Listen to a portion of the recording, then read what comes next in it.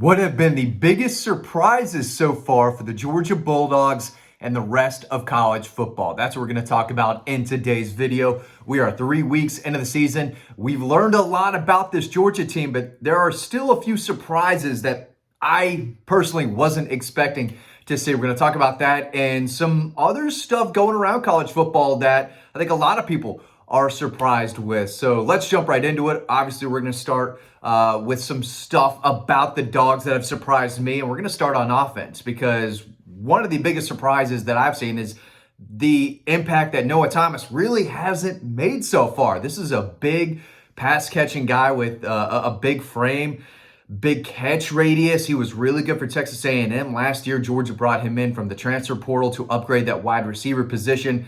He's only made 3 catches for 24 yards so far this season.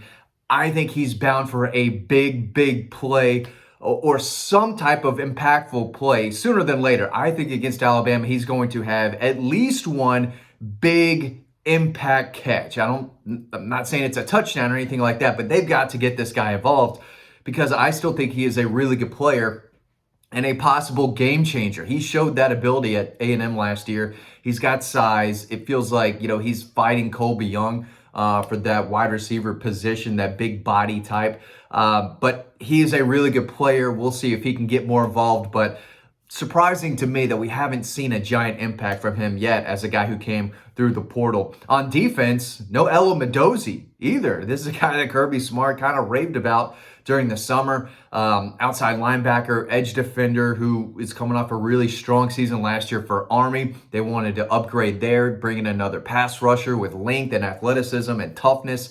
And I thought he was a guy that would really push Gabe Harris, who's having a strong season, and Quintavious Johnson, he's played well too. He hasn't played perfect. Neither one of them have, but they've both been impactful, and they both have played really well so far this season. But no Ella Mendoza. I thought he would come in and possibly push for a starter's role, but he hasn't yet. He's only made 2 tackles. We'll see if we start seeing more of him, but a little surprising to me to see him just not making the impact that I thought he would.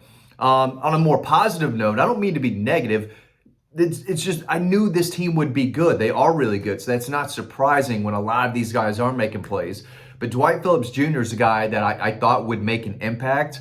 I did not think he would arguably be Georgia's best running back. He's their most efficient back. Did I think he would make an impact? Yeah. Did I know he would be explosive and bring plenty of speed to the table? Yeah. I did not know he would be rushing for 8.5 yards a carry, but he's been really good and arguably, again, Georgia's best overall running back. That's surprising to me 3 weeks into the season, but he's been really good. He's only rushed 17 times, but he's picked up 144 yards. Again, 8.5 yards a carry. He's got 1 touchdown. He's breaking tackles. He's added more mass and more muscle, and that's what's been able to get him on the field more. I think he'll continue to do that, but this kid's electric. I thought he'd make an impact, but he has been better than I expected him to be. No doubt about that. Need to get him the ball more, and I think we'll see more of him against Alabama. 2 weeks to prepare, get a little healthy. He was kind of banged up during the Tennessee game after one of his last runs, but that's a guy that needs the football, no doubt about it. Going back to defense, another surprise for me. As a team, they only have 4 sacks in the first 3 games of the season, 2 cupcakes, and a Tennessee offense that, can be pass heavy and give you an opportunity to sack the quarterback. And they did. But yeah, 4 sacks in 3 games is surprising to me. And they're all coming from the linebackers, which is not totally surprising because these guys can really get after it. It's a very good group, but not one of the defensive linemen have been able to kind of track down the quarterback. Now, I know in today's era of college football, quarterbacks are getting the ball out quickly, a lot of screens, a lot of quick perimeter passing game, getting the ball out. You don't want to get sacked. Those are drive killers, but still thought this defense would have more than 4 through the first 3 games this season, especially considering the competition. But they're going to have plenty of opportunities to do that against Alabama. Ty Simpson's going to be in the pocket. He's not super mobile. I think he can make some plays with his legs. But they're going to have an opportunity to get after him, especially if they can force Alabama to some 3rd and medium, 3rd and long situations. But Chris Cole leads the team. He's got 2 sacks. C.J. Allen and Raylan Wilson each have 1. Just a little surprising. Let's go back to offense. Again, I'm not trying to be negative. I'm just there are some parts of this team that have surprised me, not necessarily in a negative way, just a general surprise.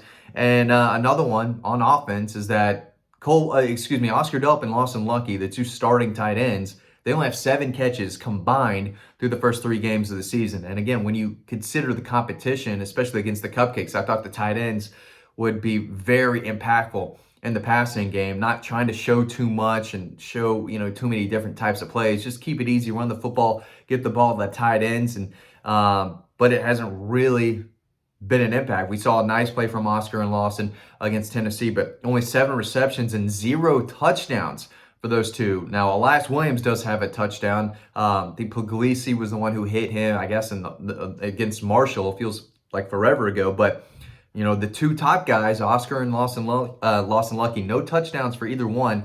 If what I was looking at are correct, the updated numbers, and just 7 catches. That is a little surprising.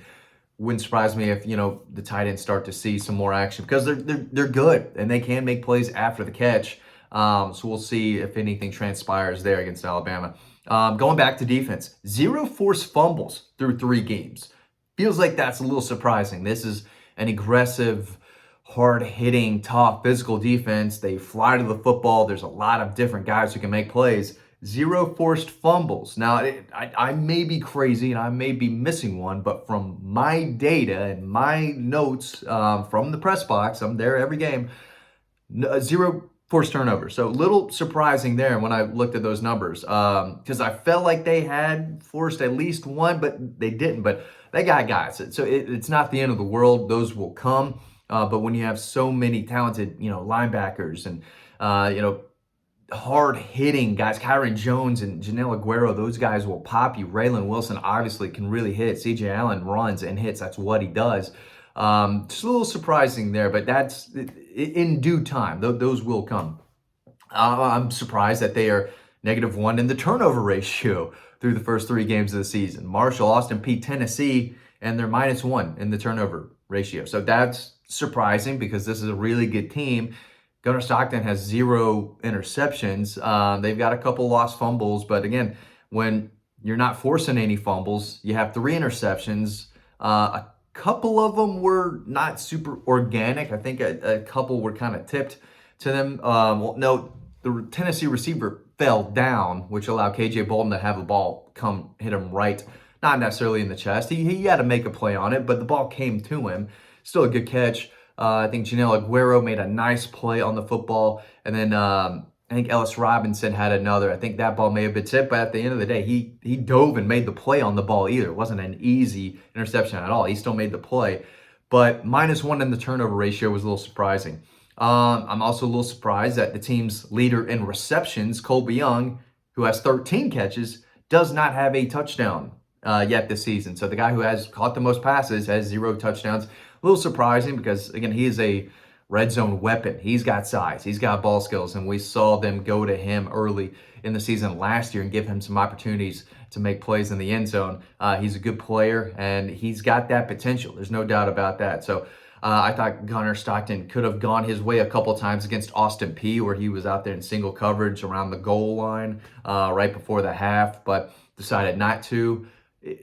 I think it might behoove them to look Colby Young's way a little bit more when they're down in the red area. So just a few, surprises so far. Nothing, crazy, nothing, jaw-dropping, anything like that. Just a few things that I've noticed when considering how good this team is. And yeah, they've got a big-time weapon at receiver that they haven't really used. They've got an impactful pass rusher. I guess he's still learning the defense and, what exactly he's doing out there, but haven't really used Ella Mendoza on defense. They've got what I thought was just might be a gadget type of running back. I said that incorrectly, but a guy who I thought was just an electric, speedy running back is turning into one of their better overall running backs, who's making more plays than I thought from a physical perspective, running hard. Knew he had the speed, but he's running really, really well for a guy his size. And yeah, just want to see more sacks, more turnovers, more forced fumbles from the defense. Kind of nitpicking here, but they did give up 40 points in their last game. So that's a group that overall has to improve. But with that linebacker play And the front seven in general, I think they're only going to get better and better. But so I think we'll see more plays, more turnovers, more impactful just plays in general from the defense. But as far as college football goes, I was wrong on Clemson. I meant to hit on this earlier. I've been wrong on Clemson. I thought they had way too much talent. I thought Kate Klubnik was going to be better than he was. No running game. The defense isn't as elite, or really not elite at all. I was wrong on Florida State. That's a good team. They're fighting back from what they did last year. I was wrong on Arch Manning. I didn't think he was going to be a Heisman guy, but he just stinks. I mean, he's just bad. That's surprising. I'm not surprised that he struggled a little bit, but he struggled a lot. That's surprising. A little surprised that Georgia Tech and Vanderbilt are this good. I thought they would be solid, respectable programs. You don't want to play Georgia Tech or Vanderbilt right now. Those are two teams that play tough defense. They're disciplined on offense. They can run the football. They've got warriors at quarterback. They are well coached.